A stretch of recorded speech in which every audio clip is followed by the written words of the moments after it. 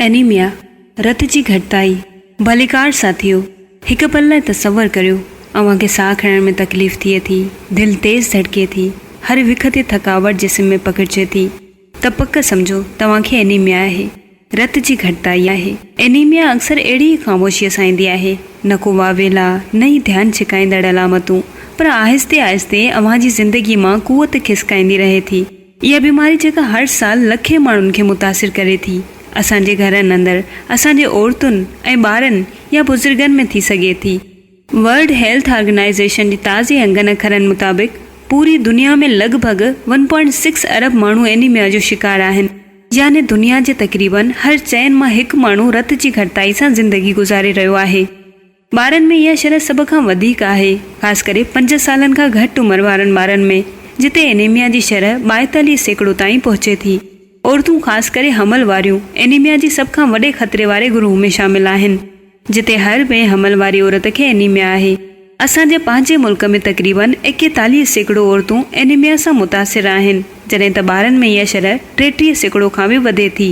ही सिर्फ़ अंग न आहिनि, पर उन्हनि जे पुठियां बेशुमार ज़िंदगियूं आहिनि। ॿारनि जिन जो क़द उमिरि जे हिसाब सां पोइते रहिजी वञे थो, माउरूं जेके हमल दौरान कमज़ोरीअ जे करे ख़तरे में अची वञनि थियूं, ऐं बुज़ुर्ग जेके साह खणण लाइ बि जदोजहद कनि था। रत जी कमी जा केतिरा ई सबब थी सघनि था, जिन मां सभ खां आम सबब आहे आयरन जी खोट। इहा खोट उन वक़्तु थिए थी जॾहिं असांजी खुराक मुतवाज़िन न हुजे, गोश्त, सायूं भाॼियूं, अनाज, मेवा असांजी रोज़ाने ज़िंदगी मां गायब थी वञनि। औरतूं ख़ासि करे हेज़, माहवारी दौरान या हमल में रत विञाइण सबबि शदीद एनीमिया जो शिकार थी सघनि थियूं। कॾहिं कॾहिं उहो रत कंहिं अंदरे ज़ख़्मनि जे करे बि घटिजण लॻे थो, या वरी कुझु जीनियाती बीमारियुनि जहिड़ो कि थैलीसेमिया बि रत जी घटिताई जो सबबु थियनि थियूं। पर अफ़सोसनाक ॻाल्हि इहा आहे त घणा माण्हू एनीमिया खे सम्झनि ई नथा। थकावट, साह खणण में ॾुखियाई, स्किन जो सफ़ेद या पीलो थियणु, इहे सभु अलामतूं जीअं त आम महसूसु थियनि थियूं, तंहिं करे उन्हनि खे नज़रअंदाज़ कयो वेंदो आहे, जॾहिं त हिकु सादी CBC टेस्ट आसानी सां हेमोग्लोबिन लेवल ज़ाहिर करे सघे थी। जेकॾहिं अव्हांजी हेमोग्लोबिन जी सतह औरतुनि में 12 ग्राम खां घटि या मर्दनि में 13 खां घटि आहे त अव्हांखे ज़रूरु क़दम खणणु घुरिजे। जेकॾहिं एनीमिया जी तशख़ीस थिए त पोइ इलाज उन जे क़िस्म में शिदत मुताबिक़ तय थिए थो। आयरन जी खोट लाइ आयरन जूं गोरियूं, कॾहिं कॾहिं इंजेक्शन ऐं सख़्त सूरतुनि में रत जी मुंतक़ली जी बि ज़रूरत पवे थी। जेकॾहिं मसइलो B12 या फोलेट जी खोट सां लाॻापियलु हुजे त ख़ासि सप्लीमेंट्स ॾिना वञनि था, पर इलाज सिर्फ़ दवा न आहे, उहो ग़िज़ाई आदतुनि, सिहत जे शऊर ऐं पाण सां ईमानदारी जो नालो आहे।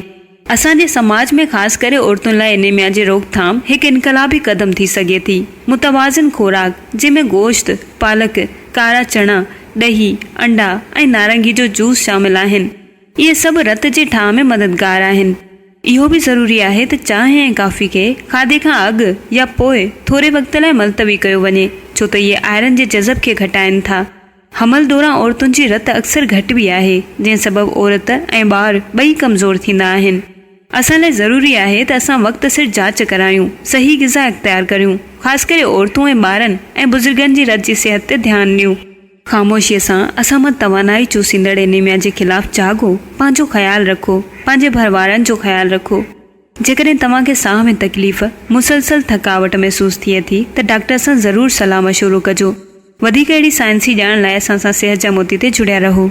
असां आणींदासीं अव्हां लाइ साइंसी ॼाण, जज़्बात सां भरियल किस्सा, सदाईं गॾु।